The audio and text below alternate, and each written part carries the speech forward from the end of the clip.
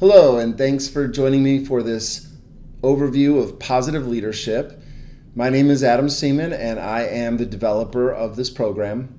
So in this video, we're going to talk about three main things. The first is, what is positive leadership? Then we'll talk about how does it work? And finally, we will look at some of the potential benefits for your program. First, we want to take a look at the big picture, and this is the big picture. And you'll see that it's comprised of three main components. The self, which are your participants. So in a way, positive leadership is a personal development program. Then we look at the community as a whole. And of course, our programs are trying to feed our community with a pipeline of leaders and people who can help continually improve our community.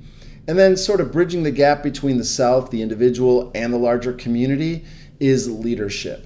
And one of the things that makes positive leadership different is how we view leadership.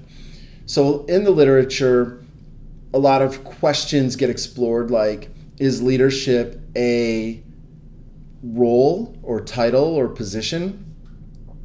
In other words, if I am in this leadership role, then am I always the leader? And does that mean if somebody is not in that leadership role or title or position, does that mean that they're not the leader or can't be a leader? Another thing that we do when we think about leadership is ask if it's a trait. Is leadership a trait? Maybe you're born with a trait, or maybe you can develop that trait. And that means that if you have that trait, then are you always a leader? And if you don't have that trait, does it mean that you're not a leader? And the view of positive leadership is that leadership doesn't really reside in the individual, and it doesn't reside in a title or a position. Actually, we're looking for leadership in all the wrong places. Leadership is something that exists between and among people. In other words, when people come together, this idea of social force gets created, a potential to move others and shape the community that didn't exist if it was just one person alone on an island. Now, some people even say there's such a thing as self-leadership, but I think we could just call that thinking. So one of the points of positive leadership is to really isolate what do we mean when we talk about leadership. And I think this social force view of leadership brings something new to the discussion, that at any moment, I could channel social force to move others in a particular direction, but maybe in the next moment, somebody else channels social force and it moves me in a particular direction. So in other words, leadership is fluid. It's not inside the person. Leadership isn't a role or a title or a position. That's authority. And a lot of times what we do is we've sort of merged this idea of leadership and authority so that people just kind of lump them together, and that creates a lot of confusion because I think they're really separate ideas. I think leadership and authority are different things. And this is not to dismiss authority. I think authority is an important function, especially in hierarchies and organizations. And I really wish that we could talk about authority separately so we can train people on how to use authority more appropriately. And then this way we could talk about leadership separately. That leadership is not so much a trait or a position, but a moment of accountability. And in one moment I may adopt accountability for making something happen, and in the next moment someone else might. And so it's very fluid and very dynamic that way. And this view, I think, is more appropriate for the kind of leadership that community leadership programs talk about, because a lot of times the people who go through our program and move on to boards of directors or other organizations, they don't really have that formal authority over other people. So this adds an avenue for discussing leadership that I think is more appropriate for the kind of programs that we lead and teach. So when we look at these three ideas, self, community, and leadership, it really kind of teases out some interesting capacities, what I call the 7 capacities of positive leadership. So the first one is authenticity. The second is purpose.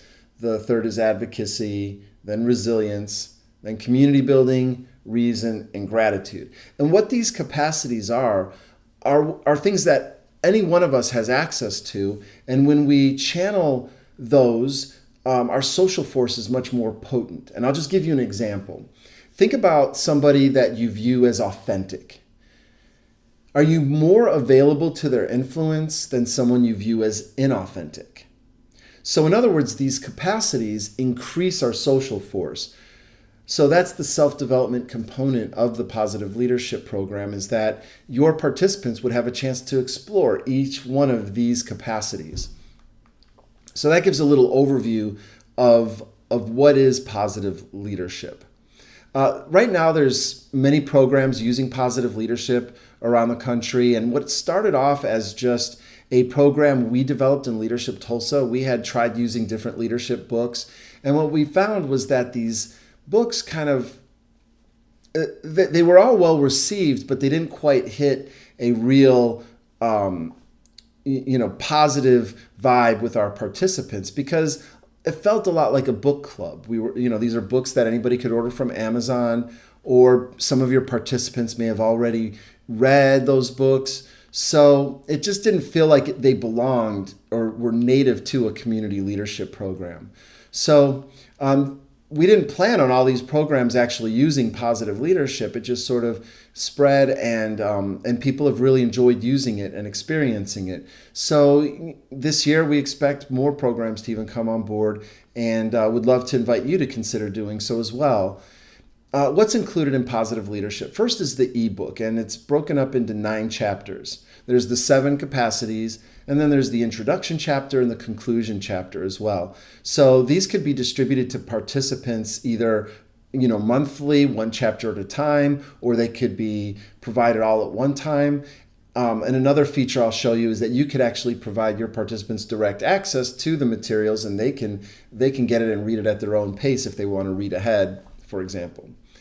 So those are the chapters, and really what it does is it provides your program with this framework that all ties together. So each month you'll be talking about your class day topic, whether it's business or government or nonprofits, but also you could be talking about a certain aspect or capacity of positive leadership. And what happens is over the course of your program, these capacities kind of create a consistent thread woven throughout your program, which is a really nice feature and provides a lot of unexpected benefits.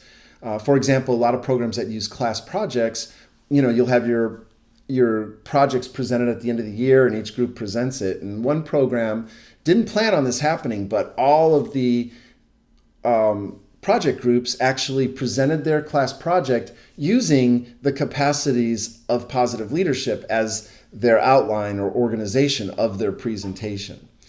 It's based on the field of positive psychology, which is really the study of individual well-being, but it's also connected to our institutions, that the institutions we belong to have a big impact on the well-being of others. So that's kind of a neat feature.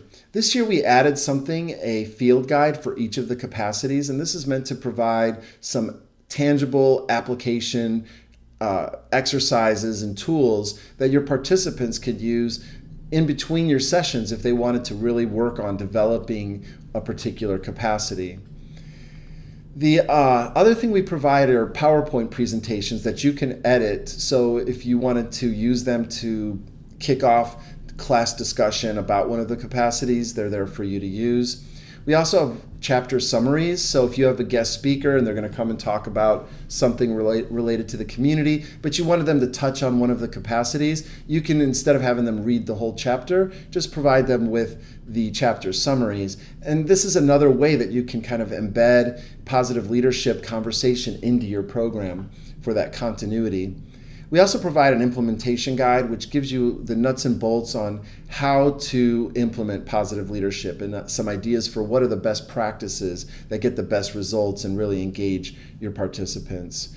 And also, this video is part of a series that I'm making currently where I will do a little overview of each of the individual chapters of Positive Leadership. And there's also additional resources like articles, activities, things that you might want to use in the discussion or to follow up after a class with your participants.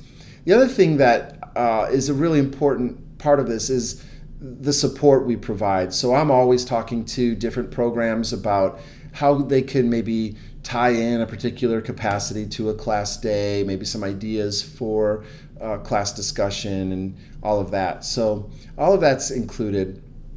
And the price is $35 a participant. We really wanted to make sure that this was within the budget for community leadership programs. And so this is a really good price point that our participants felt like they were getting great value. And so it also makes it easy to keep track of, your class size may vary from year to year. So what are some of the benefits of positive leadership? And I want to try to go through this really quick. I want to keep this video short. So the first is that it aids in community leadership development. Your graduates will leave with some really powerful ideas for how to make an impact. I know a lot of times programs will say, well, we have leadership in our title, but we don't really teach leadership. And other programs that have tried many different types of approaches to teaching leadership. So what positive leadership does is really provide that curriculum that adds some substantive and relevant material for your participants. It aids in recruitment because I think a lot of times employers want to know, well, what are my employees going to get if I put them through the program, or just the individuals that are inquiring to apply to your program will want to know, what are some of the things that we do within the program, and I think this could add to the value proposition of your program. And that leads to the next point, the increased value proposition. It gives something unique as well, because right now positive leadership is only available through community leadership programs like yours, and so it isn't something that somebody will come into the program and will have already read or experienced. It also can be used for revenue generation. I've had several programs who wanted to make this available for alumni that have already graduated from their program. And so you might hear people say, oh, I would like to have like a part 2 of our leadership program, from your alumni.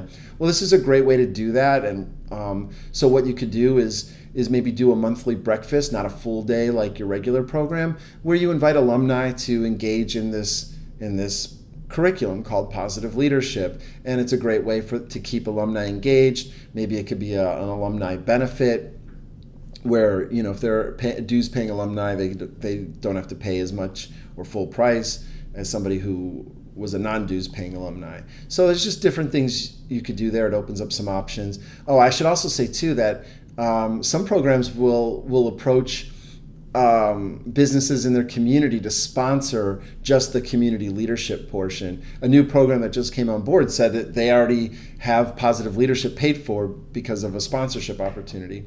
If you use other curriculum, this is completely compatible. So if there's certain topics that you like to cover related to leadership, you won't really find anything that conflicts with something in positive leadership. So it's very friendly with your other curricula. It's very friendly with the class days that you do and the topics you cover. So that's another benefit. And I talked about the coherence, how it adds that consistent thread throughout your program. And we're always adding new things. So there's always new features. We're very, very responsive to feedback. So we're always interested in your views, things that would improve, ideas, suggestions, sharing ideas among different programs for new things that they've tried that worked out really well. And we have some convenient online tools. So this is a brand new feature, and I'll just show you what it looks like. When you will have an account on Positive Leadership, and then you see here you have the different things. There's the positive leadership chapters, there's the field guide, the chapter summaries, the PowerPoints. And so if we clicked on one of the chapters, like let's say authenticity, it would take you to this page where you could have the chapter, have the field guide, have the PowerPoint. My user's manual is an exercise that you would have your participants do. And so we're always adding things like these articles you see here. So that's really it in a nutshell. And if you want more information, just visit positiveleadership.com. And you're always welcome to give me a call, 918-748-5908. We can schedule a call and talk through it a little bit. And I just really want to take this moment to thank you for your time and checking this out. I hope it was helpful, and have a great day. Thanks.